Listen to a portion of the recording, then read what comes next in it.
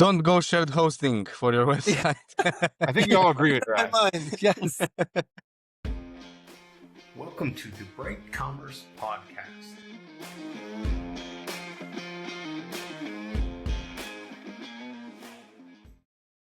All right, guys, welcome to episode 17, Hosting Decoded for finding the right home for your website.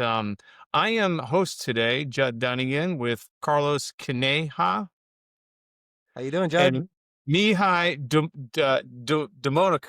Mihai Domakosh, sorry.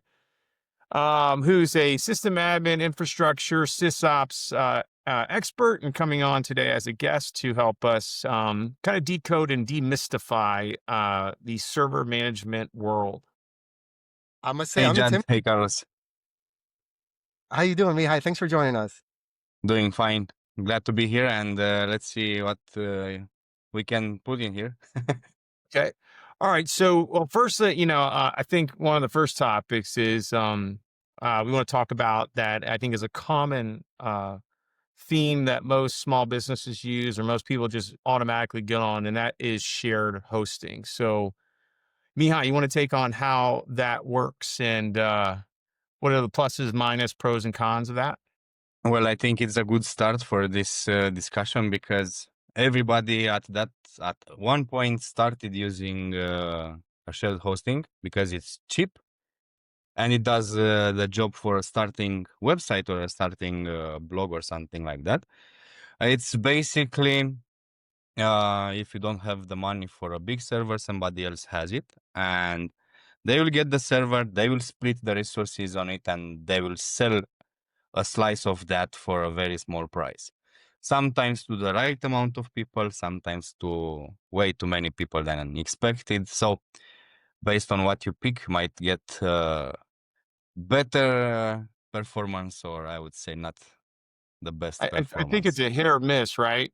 Basically, like you could be put on a server with barely any sites on it. Then as it fills up, it progressively gets slower and worse. It depends. It depends on the company. Some companies have a limit on the number of customers or on the number of website visits, or they monitor the resources and they don't put any new clients when they are getting over 70% or something like that. Other people are doing what's called overselling, which means sell it twice. I mean, sell 150% of the server or something like that, so they can sell it cheaper to much more people. For me, when I started, I had like 2 visits a month. It was me checking if my website was up, and I had no issues paying $1 a month. So that was for me at that point, and this is Yeah. one limitation, I would say. And I would say, what companies would fall into like those kind of low cost, Carlos, low cost, I'd say hosting companies that you're familiar with.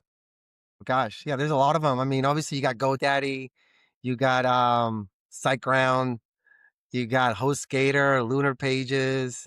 God. In my opinion, they're all great hosting companies at the end of the day, right? They all kind of serve their purpose, right? It's that low cost, call it quote unquote turnkey solution, right? If you're going to run a WordPress website, a lot of these companies are either running their own version of a control panel, or they're running cPanel, or they're running Plesk. And a lot of these control panels have the ability to just do the one-click installation and you're up and running on WordPress.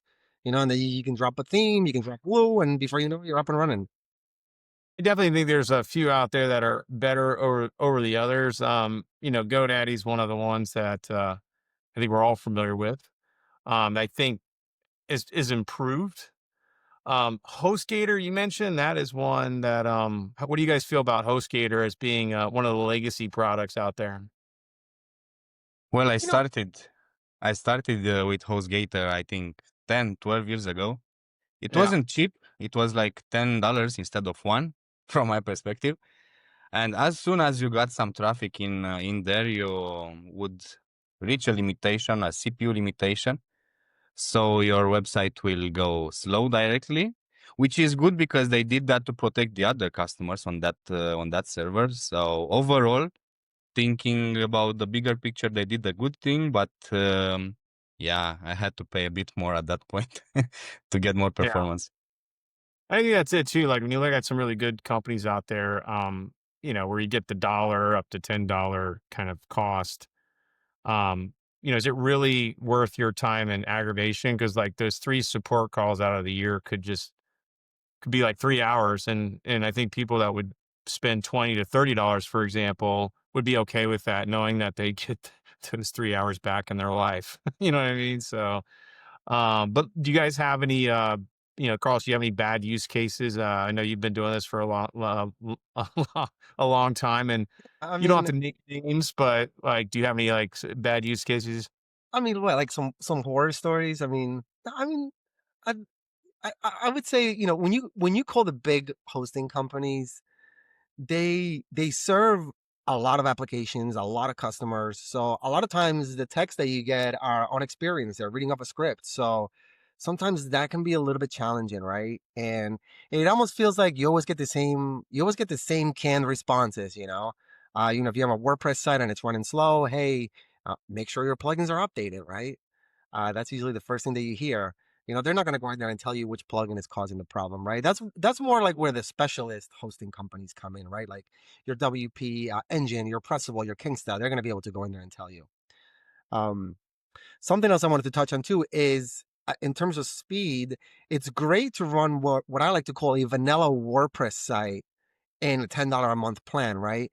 But as you add more plugins to that website, like WooCommerce, subscriptions, WooAutomate, right? That footprint is now larger, requires more memory, more resources, more disk IO. And that's when you're really going to see your site start to crawl.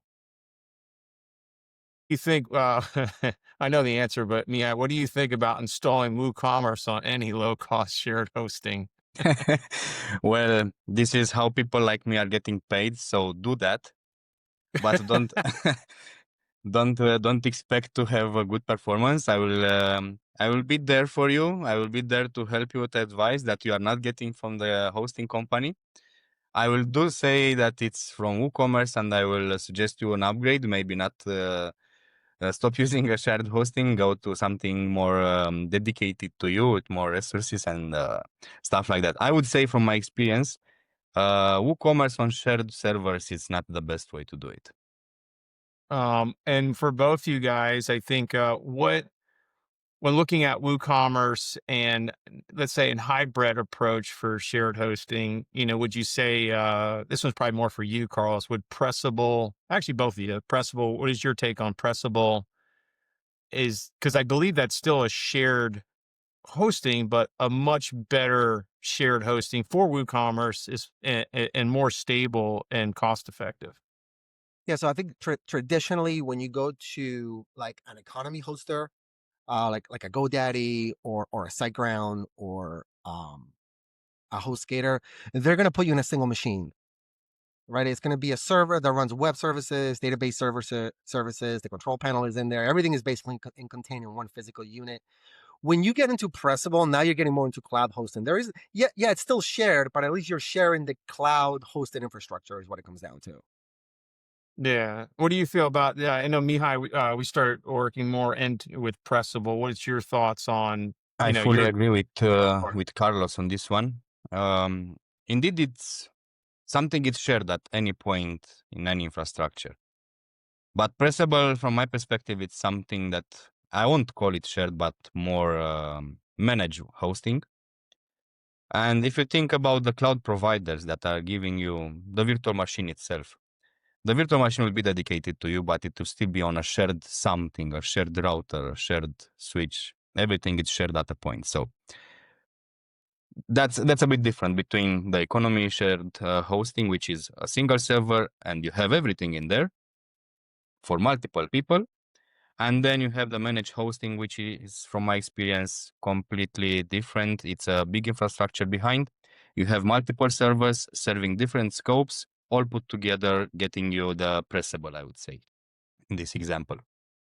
and when you look at let's say a Pressable, and this both you guys, is there a limitation when it comes to products? Like Shopify always says unlimited products, unlimited this, where Pressable, you can put your WooCommerce site on there with 30,000, let's say, products, but let's say you start having traffic Is there any at any point any of you are familiar with that it might need to be upgraded, or you have to go to more of a, I'd say more of an upgraded approach with Pressable, or move into more of a VPS or dedicated, which will be our next topics. Do you ever see that happen with, let's say, a Pressable platform? Yeah, I think that falls more. I mean, look, there's a lot of variables, right? It's not necessarily the number of products that you have, but it's also what plugins you have, how well they're written, how much traffic you're getting. There's a lot of variations in there, right? So anytime a site starts to slow down or break down performance wise or speed wise, you got to get under the hood and identify what's causing that problem, right? Whether, a lot of times it's a specific plugin or a conflict of plugins that's causing that problem. Sometimes it's bot traffic that's just like bring your site down to a screeching halt because there's these bots. So sometimes they come in and they just like eat up all your resources. So I can't really give you like a specific number where you say, hey, after 10,000 products, you got to go to an advanced or enterprise solution on Pressable. Well, I can't. let's think about any kind of let's say just a normal host like Pressable. Do you guys feel like if someone came to you and said, "Hey, I have 30,000 or 20,000 or 10,000 products. My traffic's 10,000 visits a month, 20,000 visits a month." At what point do you say that that kind of environment, you need to go up to Right. a Yeah. VPF or a dedicated? Like, that's what I'm kind of asking. Like, Yeah. where do you, based on what you see, say, hey, this is probably not going to be a good idea, Right. So, I mean, the way I would approach that would be like, what platform are you hosted on now? And kind of go from there. and see And how it's working? right. And then also, frame it for the customer like, hey, it might be time to start thinking about an enterprise type solution or some type of dedicated resource for your website. Yeah. I think it also matters, Mihai, too, who's managing the plugins and the updates, correct? It matters indeed. What I would do in that case, like Carlos said, ask about history. Where are you hosted? What are the resources that you are getting in there? Is it shared? Is it not shared? Since we are speaking about this, and then why are they looking for something else? I mean, they have a problem. So let's see what's that problem. If you are on 30,000 products, I would say it's maybe not the best Yeah. approach to go on any kind of shared hosting because it's your business. So you invest in marketing, you also have to invest in infrastructure, and you cannot expect your marketing to be doing its job if your website is slow. So you have to think before having issues in both shared or other types of hosting. Yeah. I think traffic's going to be the main thing there. I mean, I always like if it's over 1,000 products, I pretty much after that point, at any time, your site could probably have some issues if you start banging up a lot of traffic against that many products. Indeed, So and you have some tools to help optimize the way customer is reaching your website. Things like adding caching, adding Cloudflare, adding some firewall rules to block the bad boots. Those kind of things you cannot do on shared hosting because it's shared. Everything is the same for everyone. You don't have the liberty to add something new. There are ways to do it, but only when you move up on virtual private server, which sometimes can be even cheaper. But it also I'm depends gonna on the interject here. cloud provider. That's not entirely true because you can have a shared hosting account, right? And then you can offload the front end traffic or the front facing part of the website. You can offload that to either Sucuri or Malcare. So there you get some control of what you can cache and what you can block. It's not the answer to everything, but it certainly offloads some of that pressure from the Well, from the server. exactly, but that's another plugin you add on your website to do something. yeah, Well, not Sucuri. Sucuri is front facing infrastructure. It's Hmm. basically proxy, just very similar to Cloudflare. Same thing with Okay. Malcare. I know you can also do like what is it, WordFence, right? You can install WordFence on your WordPress site to mitigate some of the traffic or block some of the traffic, but you nailed it right there. Yeah, now you're putting even more pressure on the website, more demand on resources, right? Because it's another function that you are putting into the footprint of your website. I think Mihai, you can block traffic directly from the server, right? You literally just turn them off from there. On our managed servers, yes, we do have Immunify running on the server. It's a 360 solution which includes malware scanning. It has its own how to say the file has its own firewall, and you also can block some countries if you want. I mean, some customers only say, okay, I only need my US people to my US traffic to reach my server because only there I have customers. Block China, block India, block Romania, block everything else. You can also do that in there. Or even in shared hosting, you still have the DNS on your hands, so you can use Cloudflare. Yeah. You do that from there, and it's to still be shared hosting. But this can't be done by, I would say, a regular user of a shared hosting instance. You have Yeah. to have more knowledge to do that, I would say. Which I think this is a good segue into VPS hosting, which is virtual private servers. How virtualization splits resources. Can you go through a little bit about that, Mihai? Like when thinking about VPS hosting, or why don't you Well, explain a little VPS in general, and then you can go into how that resource is split. well, a virtual server, it's like said, a virtual server, it's getting a physical one, like for shared hosting, but splitting it in bigger pieces. So you sell less, but I would say for more. And you sell it, I would say, clean. You don't have any kind of software in it. You have to, when you get it, when you buy it, you will have to start installing web server. You have to install a database server to have your WordPress site running. You can do easily shared hosting on a virtual private server. From here on, you can be your own shared hosting provider because you get a control panel, like Carlos mentioned initially, like cPanel or like Plesk. You install it, you have everything in it, you add your domain name, next, finish, and that's it.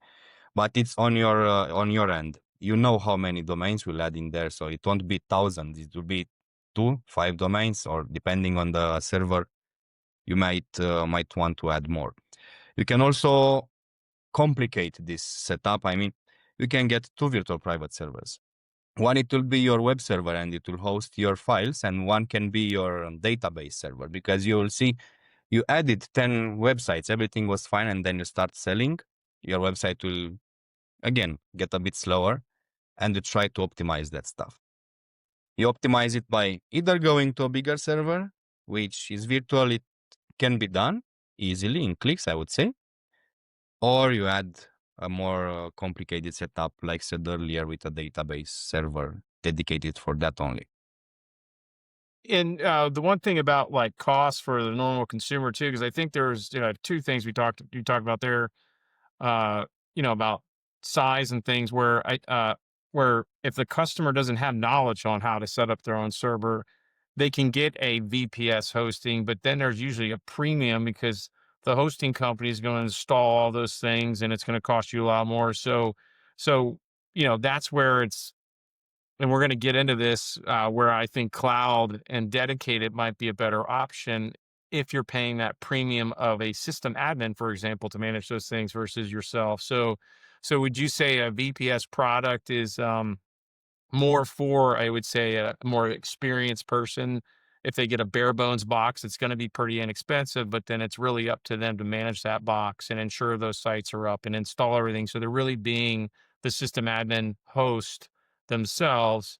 That's where I think it's cost effective versus, just paying for a VPS that is fully managed, because then you still don't really have the complete access and you're still relying, it's just you're paying a lot, like a premium to have a more beefier, shared host, or I guess, or how would your semi-dedicated, like what's your thoughts on that?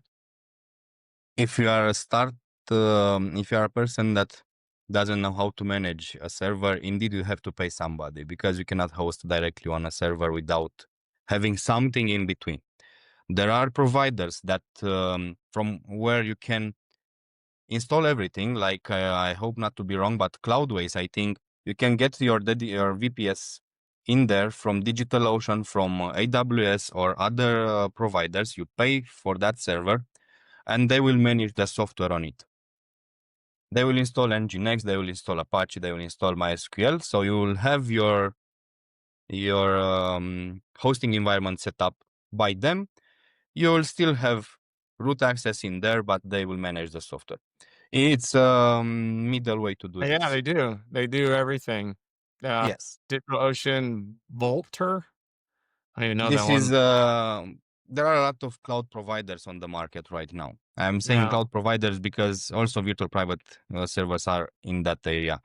So a lot of them When are good, and these guys are working with, I would say, in my opinion, the best ones. But you can also have a virtual private server at $5 a month, which is they can also oversell this to you. So yeah, there are premium providers or economy providers, I would say. it still sounds like you have you have to have quite a bit of knowledge to be able to manage it effectively. Well, It's kind of to reach Cloudways by starting from I want a website on a virtual private server, you have to do some googling, so you have to know what to search. Indeed, you have to know something, at least what to search. But yeah, and then then, yeah, like you said, you have to pay somebody to manage it. It's either a cloud platform like this one or engineer to manage it for you. yeah. And what is Carlos? What's your experience with VPS? Do you have any within your agency that you have to Yeah, work it's with, or you kind of we just moved them all? we just pulled our last customer of a VPS at GoDaddy over to Pressable. But here's my whole take on VPSs versus dedicated. I mean, you're always going to have those additional costs, right? You want to have your automation layer, like a control panel, right? Because who wants to do CLI stuff, right? Who wants to go in and add a website, add a database, manage FTP users via the CLI? Those are pretty advanced people, right? That's like a Mihai kind of guy that's going to do that for you, right? That was normal though 10 years ago, if you Oh, of think course about it it. was. Yeah, yeah, yeah. Every web designer is much smarter 10 years ago, if you ask me. But yeah, I guess. I mean, yeah, sure. Point being is that you're always going to have those additional layers of cost. Whether you go VPS or dedicated, you're going to have management, and you're going to have some sort of automation. You're going to have some sort of security. The beauty of both platforms is that, like Mihai said, you can do vertical or horizontal scaling on both of them, right? So you can deploy additional front-end web servers, and that way that's like what we call a horizontal scale, right? And then you can yeah. always vertically scale, right? So you can power with additional DB servers per se, right? Here's the beauty of VPS. It's still going to be cheaper for you to have your website on a VPS server. The reason you need a VPS ideally is it could be resources, traffic, but also you need customization of the OS. You might need some kind of special PHP version that's maybe deprecated, but you can't be forced to upgrade on shared hosting, right? Even though that's a big no-no, there's still customers out there with these issues. And that's really the beauty of the VPS, right? Is just that you get full management of the OS. And then I guess that kind of leads us into the dedicated box, and where you have a VPS, but where it would be more cost effective, I guess, to go, like, what type of client would, I would say, need that, knowing that they can have a VPS, so they do have some access and some control. But when would we move from a VPS to dedicated, or when would a dedicated hosting just be better than a VPS? Mihai, that one's I'm gonna give that one to you. Well, I would say one more thing about VPS and then switch to this. It makes sense, I promise you. Okay. In VPS, you can get two types of resources: dedicated to you or shared resources with, I would say, best effort allocation.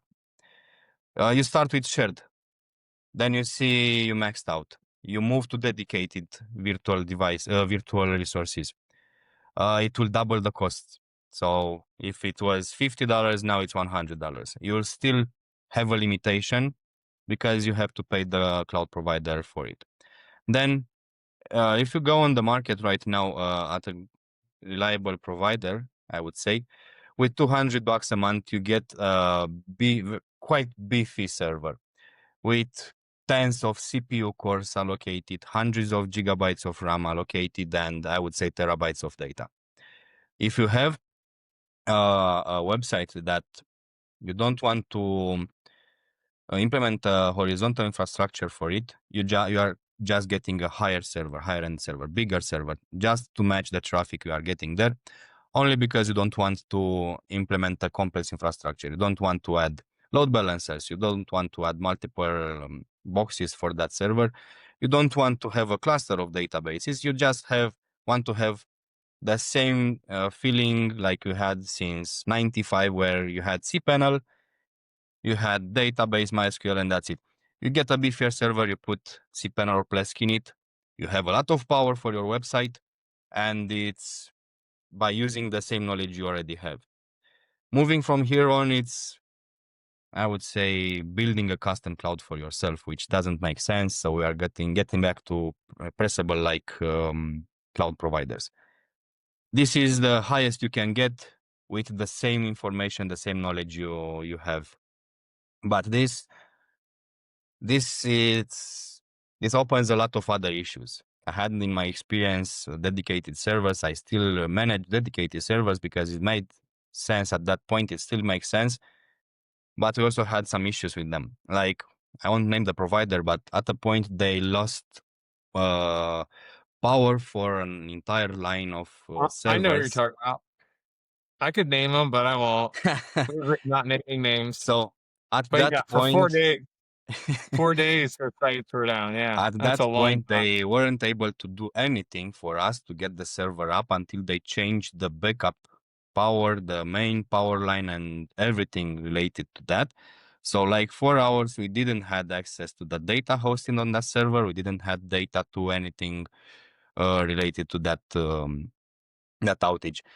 From that point, I doubled my backups. We still had backups at that point, but it was also a mess and very hard to restore everything.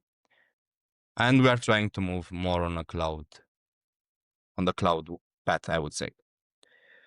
So Pro, it's cheap for the performance. That's the pro. It's the way to go yeah, if you want cheap.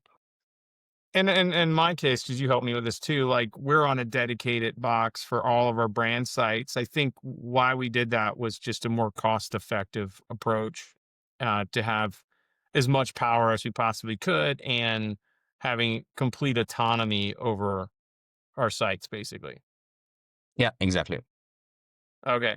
So I think, when you're a small business and you're like making over, let's say 7 figures, you have employees, you're starting to grow, you have either an internal IT team, or you have an IT team that you're hiring to do stuff within that's when you really need to think past, like I would assume shared hosting. I don't think if you really run an effective business and you rely on your website in many ways from a digital marketing aspect, maybe you're selling stuff on it, maybe you have an inbound lead channel. I think in all cases like that, you should be on a very reliable host. If you are on shared hosting, my take would be there's going to be a time in your business, it's going to be detrimental for you to move. You're going to be losing money, or you might actually have an event like that we were just talking about where it could be catastrophic in some ways. So for those two, shared hosting, I think is great starter point. VPS hosting is another good step. But this brings me into, I think, the topic, which I think we all can agree on is a good hosting platform, and that is going to be the cloud hosting. Which, Carlos, I'm going to let you drive a little bit on that and explaining what cloud hosting is and how it's really beneficial for your business. Yeah, so essentially, cloud hosting is the evolution of hosting, right? I mean, yeah, we can sit here and talk about dedicated and raw power, which is what dedicated ultimately gives you. But there's a lot of problems that come with that, right? And I'm going to give you a great use case because we're approaching Halloween, right? And there are e-commerce sites out there that sell customs online, right? Well, they're not that busy throughout the year. They make all their money essentially now. So they got to be up and running, right? So historically, they would have to upgrade to multiple dedicated servers. But then it didn't make sense for them financially to keep these servers up and running throughout the rest of the year. And this is where like cloud hosting like really shines, right? Because in a way it's elastic, right? The more resources you need or your website needs, they can easily be allocated to your environment, right? So It's what you're very doing, fast to allocate it. I'm sorry, what? It's very fast to allocate it. Like if you need to That's like the beauty spin of up it. the Yeah, and really you can quick. seamlessly scale up or scale down as needed. You're not locked into any contracts, right? I know historically, when I worked in hosting, we would have to cough up a lot of money to deploy dedicated servers, so we were forced to like lock people into contracts, right? Because there was chances where people would want them for 1 month and then bounce, and we didn't want that. We didn't want to lose that revenue. Yeah. But kind of moving on to cloud hosting, that's sort of where the future is. And essentially, I guess you could say, if I had to explain it, um, cost-effective cloud hosting is essentially a hybrid of shared hosting and VPS, right? But it's spread throughout multiple physical layers of servers, right? A So massive server, right? Like a huge, just massive server, right? Or sorry, cluster of a servers. cluster of servers is the best way to put it. Yeah, right. So you may have like 10 web servers that are just handling web traffic or web requests, right? And they're just basically load balancing. That's how it's working as a pool. And the same thing for the backend with the database servers. You may have a cluster of database servers, and again, they're all load balancing based on requests, right?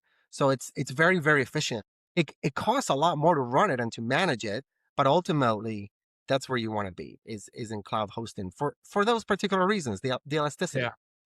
Speaking of Hollywood or Hollywood Halloween sites, you have a Halloween site that gets a I lot of traffic during I October? actually don't. We're not servicing any Halloween clients right now, but when I worked in hosting, we used to host a couple Halloween sites, and Yeah, this was like crunch time, man. Oh, that's right. we have this guy. Yeah. So Turkey Merc is the name, and so we basically have the same exact story you're talking about. Mihai we've been working with him for 5 years, maybe 6 now. And he basically would not sell anything maybe for 3 months, but then have a load of one of a kind mugs.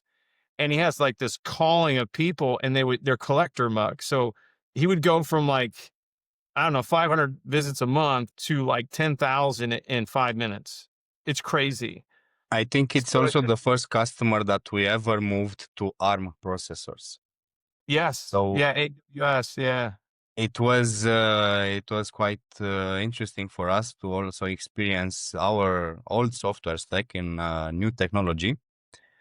Still with AWS because we don't want to run it dedicated for this specific customer. And the way we upgraded all the infrastructure for him, it was like a few clicks. So getting back to the managed cloud hosting, indeed, it's the best way to go forward. It's the best way. I mean, always it was the best way to have it managed by someone. And now, since they are offering managed hosting, especially for WordPress, it's optimized for that. You have every single layer of performance optimization in there. You have all the types of caching. You have PHP caching. You have asset caching.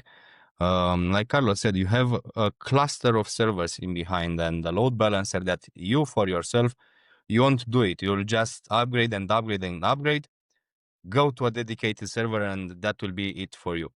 But these guys, indeed, I'm quite impressed of the state of the platforms and as I see it today. It's also very easy to migrate your website into those kind of platforms. It's basically you add the plugin into your WordPress backend. I mean, for Pressable, that's it. You go into Pressable, enter your domain name. They will say click here. They will bring you to WordPress admin to install the plugin. You'll enter your username and password and a few other details, and in, I don't know, 20 minutes, depending on the website, it's live on their servers. So they invested a lot on software, and we have to use it. I mean, at the end, I won't do that. I won't manage WordPress servers, but I will manage servers at the end of the day that are behind the platform like this one. So I see the same people doing the same kind of jobs, but I would say evolved.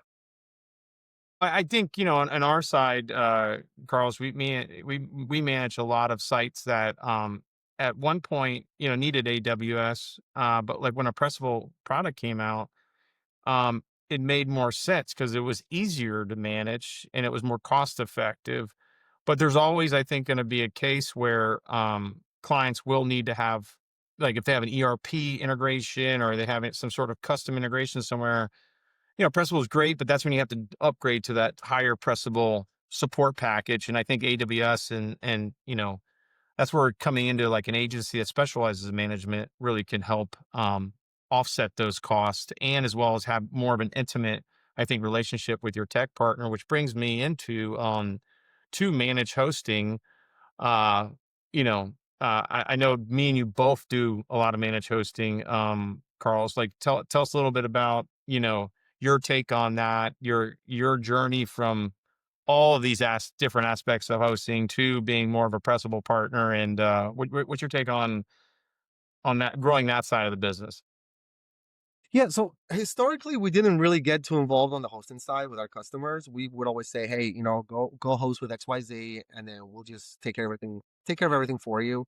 Uh, Over time, we just sort of removed that layer away. So now we're starting to do more hosting for our customers, and it just comes down to most customers that outsource web development, they don't have IT staff usually, or they do, but they're more on like the desktop or the office side.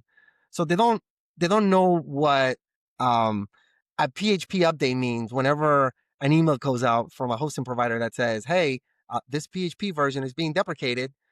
So you better have everything up to date because some of your stuff may crash, right?" So we Yeah. essentially took that layer away, and that's sort of where we come in as a managed hosting company, right? So we'll do the development on the website, but then we'll also manage that hosting layer for you, so you don't have to deal with any of these issues directly. Yeah, we do the same thing, and we call it, basically, it's concierge hosting management. Like, because I think hosting companies say the term managed hosting, when in reality it should be managed website management. That's what you need. You don't need managed hosting, because that doesn't mean anything. They already manage the hosting server, right? You pay for Pressable, the hosting server is managed. So it's kind of a term that's used, but I don't think the normal consumer understands, like, they're not going to really manage your website and do what's best for your website. And that's the updates. That's ensuring that, even from an SEO standpoint, that you have, the right schema data installed, because, there's services out there that, from a managed hosting standpoint, that will be a good complement to an agency, particularly us. Like, one thing, when we manage sites, we look at what is being done by agencies all the time, marketing agencies, and we pick holes in a lot of stuff and say, "Hey, tell the marketing agency that they didn't install server-side tracking, or they're not doing this, or they're not doing that, and they're not tracking keywords. Here's," we include, a keyword tracker, for example, in managed hosting. So I think there's a lot of, great things that normal customers could find. It's just finding the right, place. So that's the tough part, because I think it's not really advertised a lot within the WordPress partner community, our WooCommerce partner community. And it would be great to get that out there more, that you need a website management company, one that does that. So that's a good question to ask when you get a quote. What happens when I get my website built and then it launches? Are you going to be around to help us? I would say 5 out of 10 companies probably won't be. They'll Hmm. literally be like, "No, we just do web development. We don't like talking to clients afterwards and helping them every day with their problems." So that's always a good one to, I think, ask. But so we have an Yeah, just real quick, Jed. We actually we brand our hosting as truly managed hosting, right? Because a lot of hosting companies will say fully managed. Yes, to a certain extent, right? I'm gonna BS on it.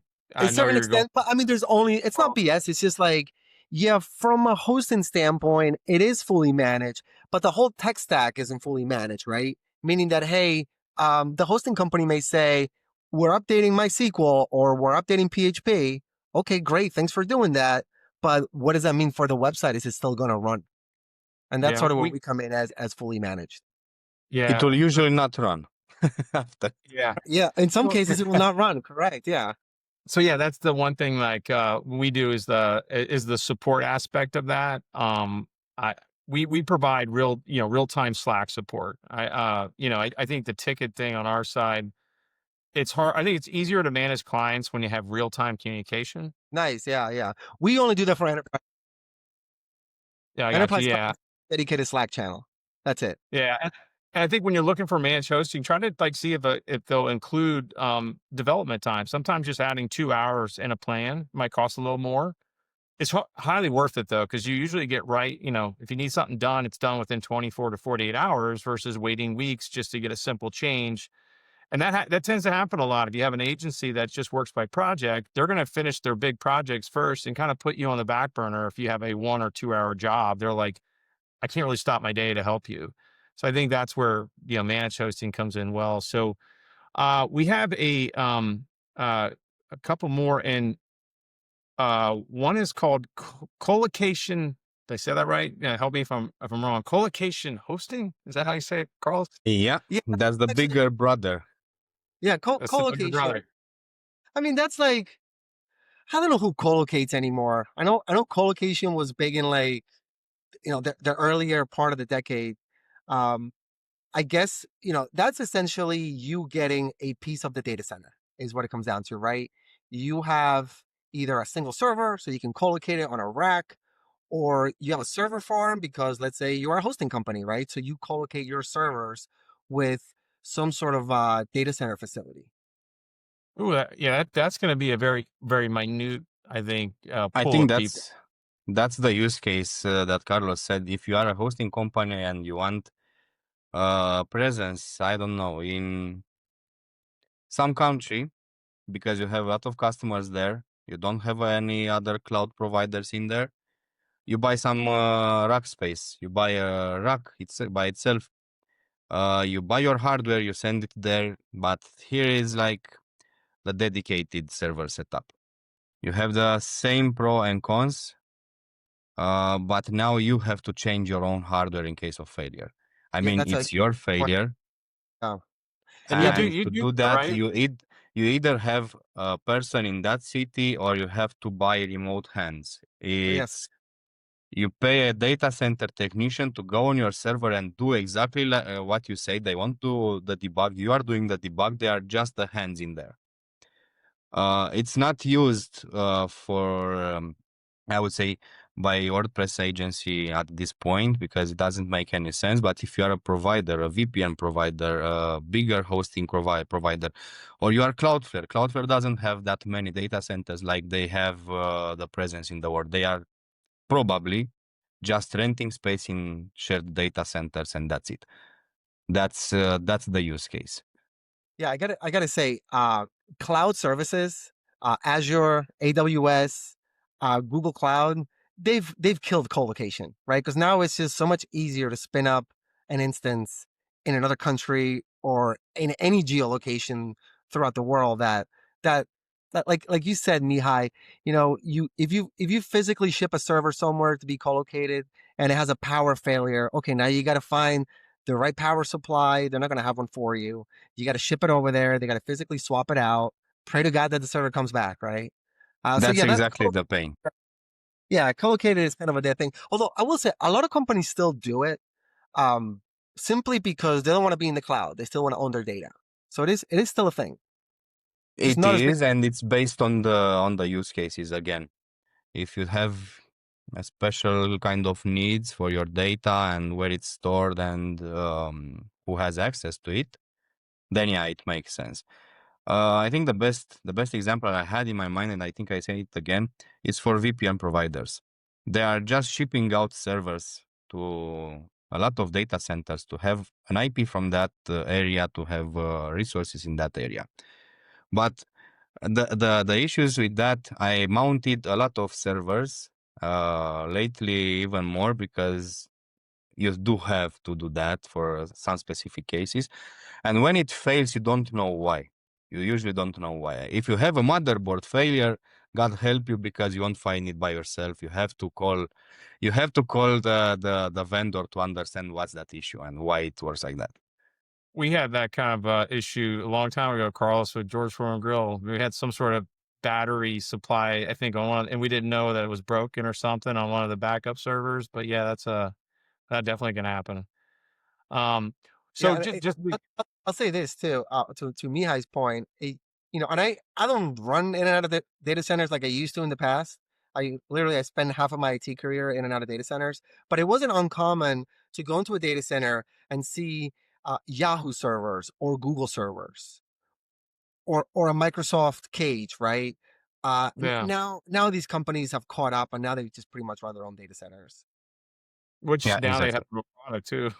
So that if we're getting close to time, guys. We do have one other topic, Carlos. If you want to spend about just a little bit of time on it, just serverless hosting. It's not for everybody, but where does that come in? People that might need that. Yeah, so these are great resources if you need simple functionality, um, and you want to host it somewhere, but you don't want to have to worry about the environment, right? So traditionally, you could put this on shared hosting, or you could put it on a VPS or on a dedicated server. This is more like a specific instance, and I'll give you an example. Cloudflare has these, right? So you can now log into Cloudflare, and you can essentially spin up workers, right? And those workers can be storage workers, they can be SQL databases. And I'll give you a great use case. We had to build a custom extension for one of our Shopify customers, and you can't push up any code to Shopify, right? Everything has to be on the cloud. And again, traditionally, you would have to go get a server, whether it was VPS or dedicated, and then you have to manage that server, like we just talked about. With these solutions, we're able to spin up like a SQL database type storage and essentially create an endpoint that we can talk to and run our application into Shopify as an extension, essentially. That's pretty awesome. All right, well, guys, I think we went through several great topics on hostings, different variations of them. We want to thank you, Mihai, for coming on aboard and helping us out with this podcast. Do you guys have any last thoughts? Mihai, guy, you go first, man.